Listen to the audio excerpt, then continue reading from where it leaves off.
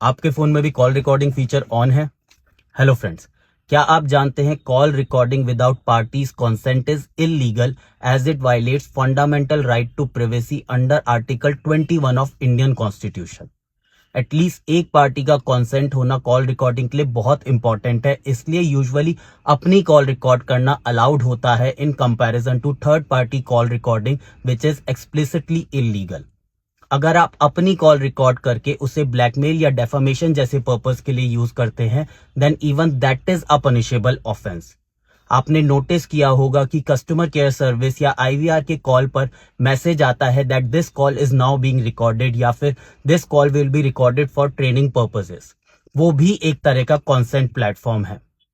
तो ये था आज का लीगल ज्ञान, जहां हमें पता लगा कॉल रिकॉर्डिंग शायद उतना भी कूल फीचर नहीं है। Please subscribe to my YouTube channel. Link is in the bio and keep following me for more such updates.